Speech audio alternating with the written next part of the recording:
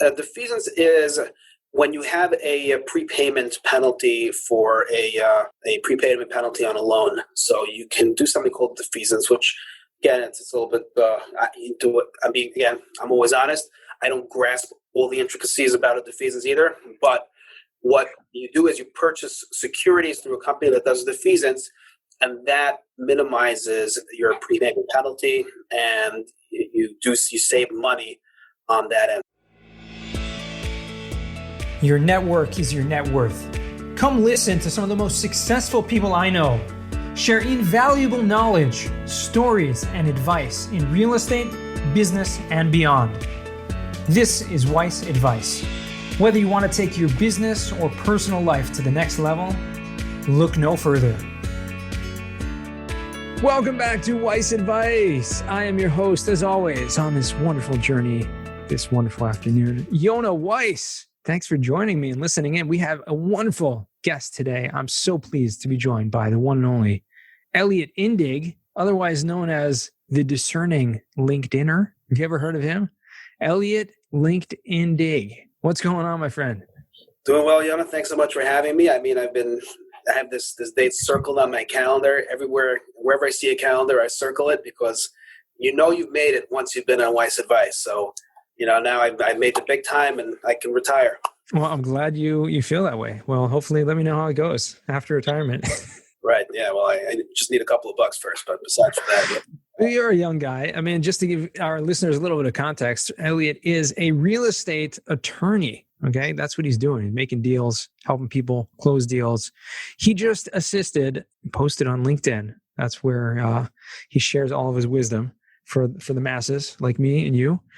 He just crossed over $1 billion in transactions. Okay. That's pretty cool. Only 9 years of practicing law.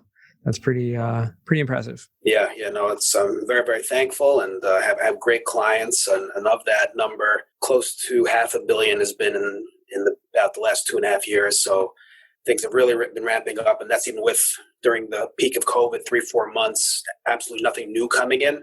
So been very, very blessed and, thankful to God and to everyone who puts their faith and trust in me and hopefully continue to produce good results for my clients. There you go. I mean, that's what it's about. In the real estate industry, it's very, very important to have a good attorney, especially when you're trying to close transactions. There are so many pitfalls that can come about in a real estate deal, whether it's at the, stage of the contract, the title, and God forbid, there are things that can lead to litigation and all kinds of other stuff like that, which we hope to not get to. But, in your experience, what would you say is like the most fun part of your job?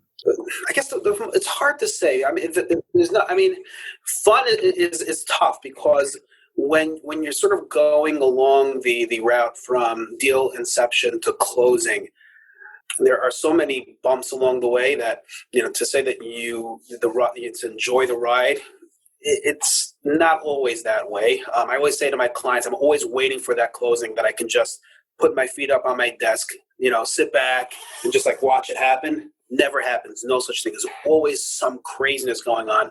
Last second madness. I mean, I've had some absolutely insane things happen. So the satisfaction comes once it closes, it funds.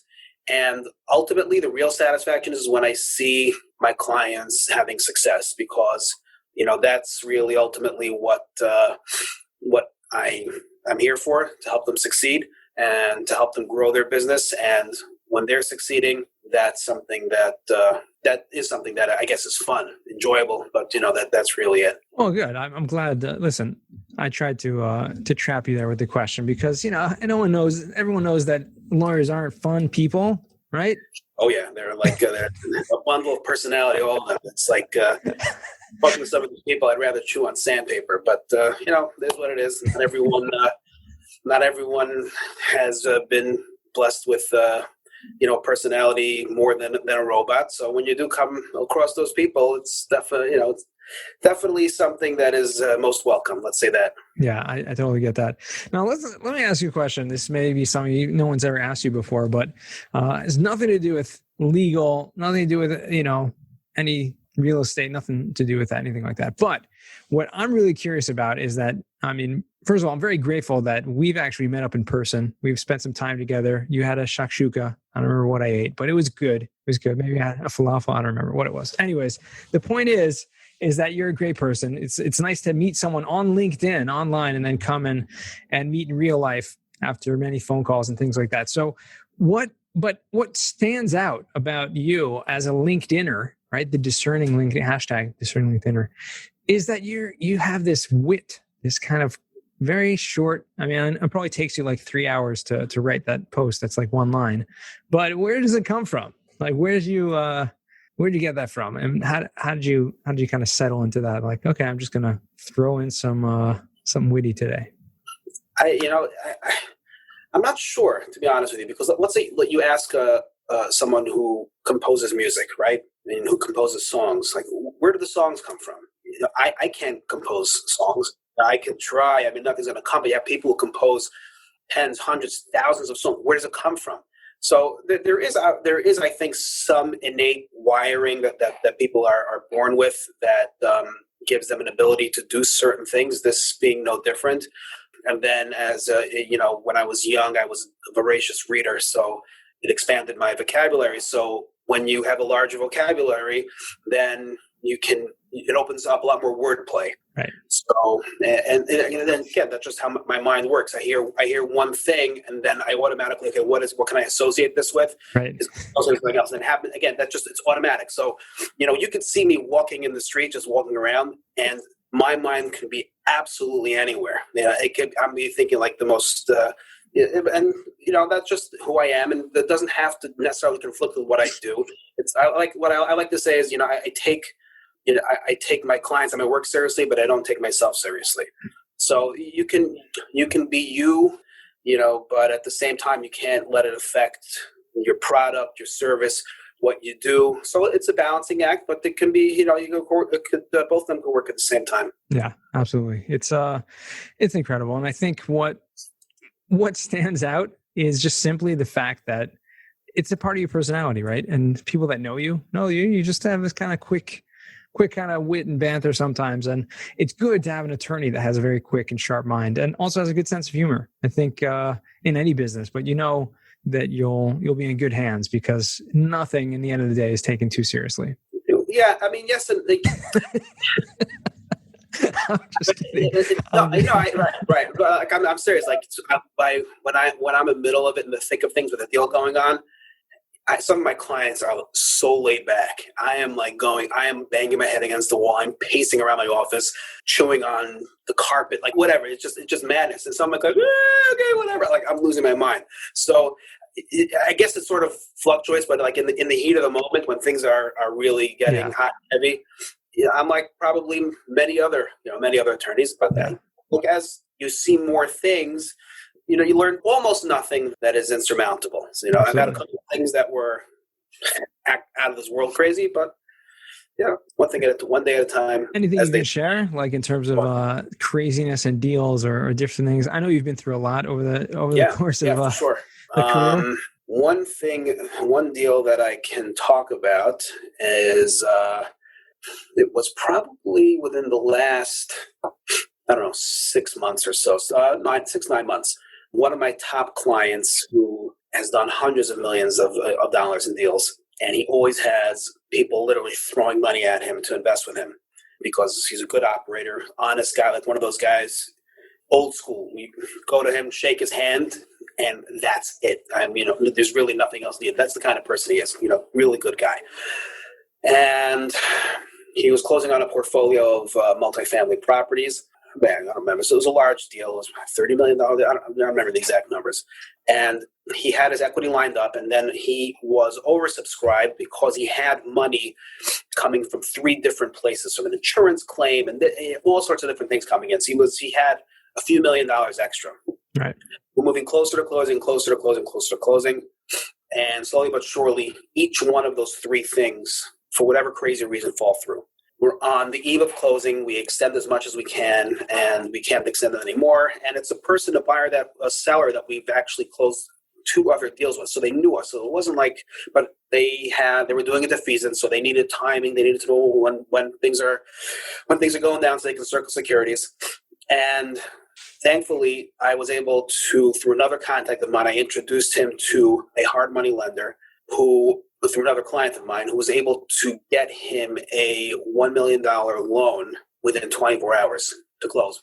The story's not over yet. And we get the loan documents. We generate the loan documents. We quickly do what we need to do. He signs them. He sends them to where they have to go. And the attorney for the hard money lender says, all right, I'm going to wire the money. And I hear, what time are you going to wire the money? All right, I'm going to be at the bank at 8:30. Okay, great, thanks. Goes to the bank at 8:30. Bank is not open because of COVID, COVID time, whatever, the new COVID schedule. So the bank opens later. So he comes back to the bank at around 10 o'clock. And he tells me, okay, I'm in the bank. Funds have been wired. And the title company made an accommodation allowing him to wire straight to the title company, which they usually don't do anymore because of all the scams and stuff like that. But they understood what was going on. Okay, thanks. Great. 5 minutes, 10 minutes, 15 minutes, 20 minutes. Money is gone. Money's not there. Money's not coming up. Half hour, 45 minutes. Money has not hit the account yet. Everyone's panicking. There's a defeasance deadline, which is 12 p.m., which is really 12:30, which is really 1, which is really 2 p.m. This is like one of those, like a wire cutoff. They give you one time or something else. And we're at 12 o'clock and there's no money. So the lender says, you know what? We're going to fund because we want our money to be in place and we don't want to mess with the defeasance deadline. So lender goes ahead, triggers its wire. 5 minutes, 10 minutes, 20 minutes, 30 minutes goes by. Money is not hitting the escrow account. Lender's money is gone. Wow. We're talking about $20 million lost in cyberspace. So the lender went ahead and contacted the bank that they were using. It was Chase Bank. So apparently Chase's entire wire system was down. Wow. All wires from Chase were down. And that's what happened with the hard money guy also, who was wiring from Chase. Wow. So we had about whatever it was, $20 million lost in cyberspace, and we needed to close that deal. So they went ahead and they called and everything else. And Chase said that they expected the issue to be resolved at around 2:30 p.m., which was after every single deadline. Like they would have gotten messed up and the fees has been hit with the penalty. So what the lender was able to do, the lender rewired new funds directly. And again, I don't know how this works. They had a warehouse lender, this and that. They're wired directly through another bank, which went into title.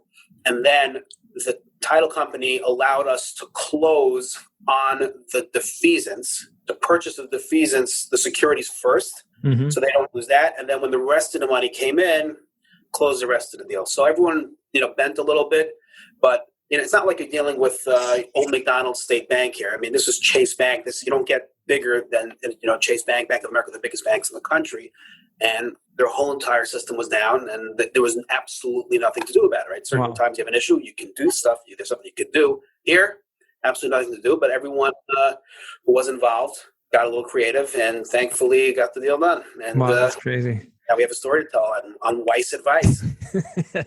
That's crazy. So let's break it apart a little bit. First of all, can you explain what a defeasance is? If anyone's still listening to the story and they're like, I don't know what this guy's talking about. So defeasance is when you have a prepayment penalty for a prepayment penalty on a loan. So you can do something called defeasance, which again, it's a little bit again, I'm always honest. I don't grasp all the intricacies about a defeasance either, but what you do is you purchase securities through a company that does defeasance, and that minimizes your prepayment penalty, and you save money on that end. So it makes sense for a seller in certain situations. If they get a good buyer and they're subject to some kind of a prepayment penalty, then they can go ahead, go through defeasance. There's many companies that do this, and that would lower any type of prepayment issues, and they can go ahead and go forward with the sale and hit as much. All right. So let's take a step back, and I want to break down that story a little bit because this is Weiss advice. We try to pick out like these practical examples, practical advice, and things we can take away from that. Obviously, it was a crazy situation. I've never heard of anything like that, quite like that. Of course, I have heard of situations where, unfortunately, there were scammers involved and people wired money and, had to contact the bank, or certain cases where the wire wasn't showing up and you had to call the bank, et cetera. But here was something kind of unique. And it was, many deals are very time sensitive, and you need things to, a lot of different pieces to be put together to make sure it's running smoothly in all places. So what would you take out as like one or two pieces of, practical takeaways from this experience? So from this experience, it's hard because I don't think anyone did anything wrong, because it's not like the buyer was coming to the table and he knew he didn't have enough money, and he didn't have exactly enough money. He came in with contingencies, and he knew that he had planned to have another $2-3 million extra. So you can never, the takeaway is you can never plan for every contingency. It's impossible. Mm-hmm. It's like sort of like the perfect contract. There's no such thing, because there's always going to be something that can sort of fall between a crack, a line here and there. You do your best. You try to check all the boxes. You try to be responsible. You try to stay ahead of the game. But it's impossible to always be prepared for anything. And if anyone tells you otherwise, it's probably not so accurate. So that's the takeaway. I think do your best, and if something crazy comes along, continue to do your best. Very good. Yeah. And I think that's a great lesson to take away. You can never plan for everything. You have to put your trust in God and make sure that everything, falls into place. You're doing your best. You're doing the best that you can do. And that's pretty much it. Right. What else is going on? You got anything else going on besides for posting on LinkedIn and being a real estate attorney? Anything else? There's nothing really more to life aside from that. But in my spare time, I have a family. I have a wife. I have 6 kids. Thank God for that, and definitely keep me busy. I try to do stuff in the community when I can as well. So that's that. I also do a little bit of litigation. Also, I represent some title insurance underwriters in litigation. I do some commercial collections. So, and I mean that's in a nutshell. What I do. That's it. That's really what it's all about. All of life in a nutshell, right? Oh yeah. It's a very, very. It's a book I'm going to publish. It's about 3 pages. But it might repeat itself over and over and over again, right? Right. It's like when you get to the end. If you want to, keep an idiot busy, just go to the beginning of the book, right? I never heard that one, but really? No, sorry. You ever see that thing? It's like it's like a piece of paper. It says, if you want to know how to keep an idiot busy for hours, please turn this over to the other side. And then on the other side, it says, if you want to keep busy an idiot for hours. So there are some people who are still turning the card over and over again. So if you do notice someone just in the street flipping that card over, that's probably what's going on. Just for your edification and the edification of the listeners out there, so they do not come onto mass confusion if they ever come across such a site. It's one of those things that you think it exists, but it really doesn't. It's just a figment of your imagination. But what I would love to do now is let's transition now into what I like to call the final 4. These are 4. That's right. You guessed it. And if you pick the final 4, no, that's for something else. But the final 4 questions, you're welcome to ask me any questions if you want. But before we get to that, we'll do the final 4, which are 4 questions I ask you. I ask all of my guests. I'd love to hear some of your wisdom. So the first question is, because this is wise advice, so we need some wise advice. Get it? There you go. Get it? Okay. First question to you, Elliott. What is the worst job that you ever had? So when I was younger, I used to work in sleepaway camps because I used to run different things and run activities and stuff like that. So I was in one camp for most of my life, which was a camp that was very laid back, very chilled out, and happy-go-lucky type of place. And then when I got married, and then I went to go to I got offered a job in another camp that was a better fit. Given my circumstances at that time, it was a very, very differently run camp. It was very super organized. Like everything was just to the T, and also the clientele was very different. So it was something that I was not prepared for. I didn't, once I was in it, I didn't, then I realized, all right, this is a totally different animal that I'm used to. I'm not used to the campers are from different backgrounds. They're expecting different things.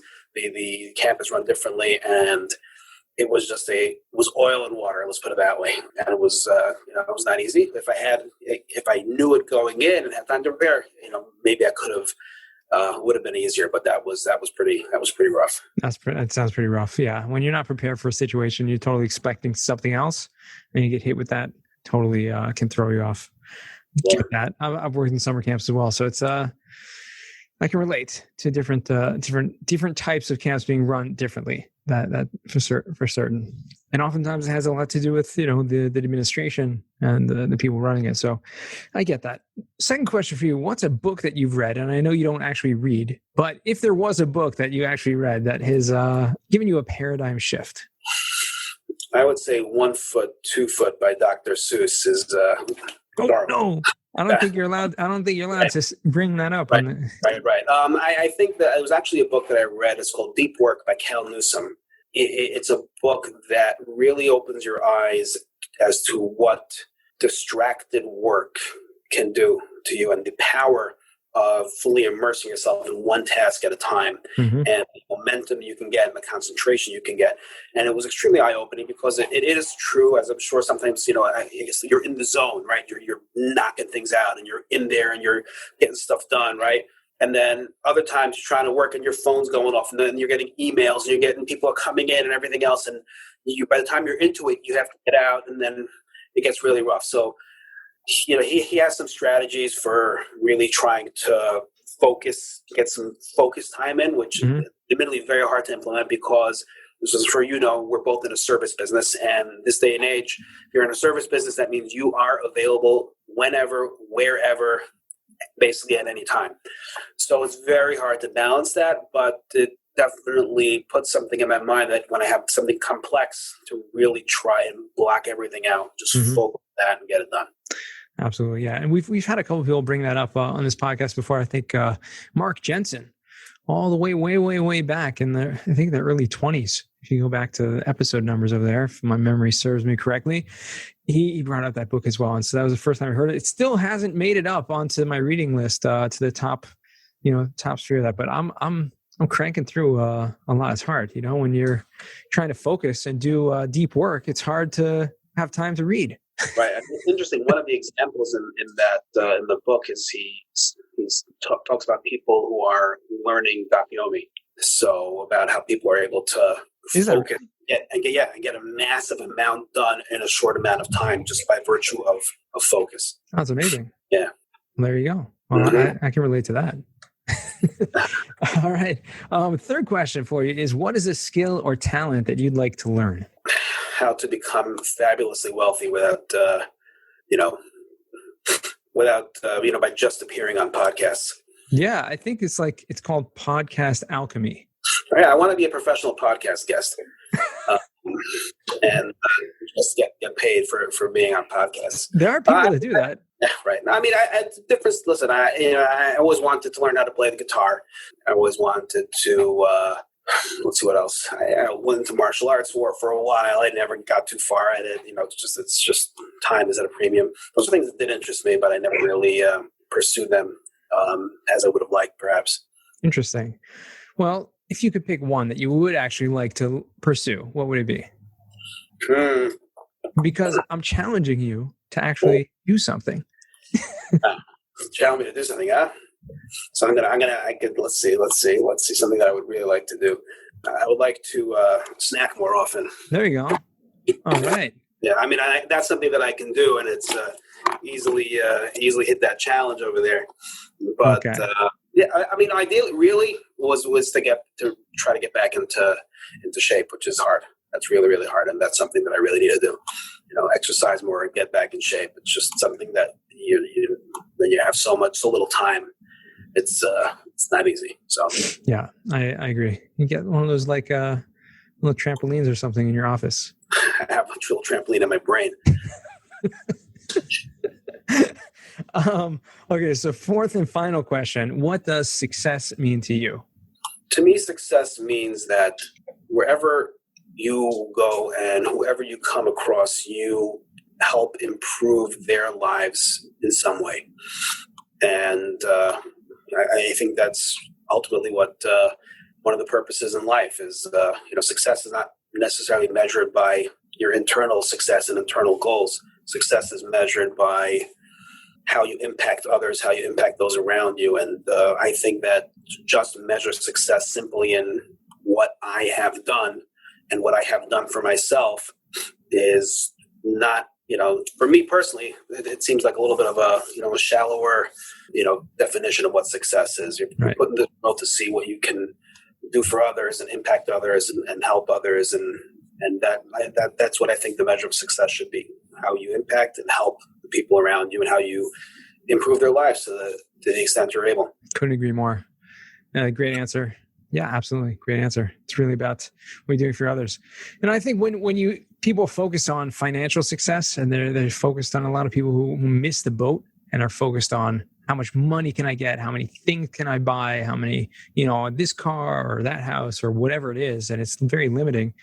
It is really coming from a very shallow place, unfortunately, but, society has kind of, aggrandized that to be something you should chase.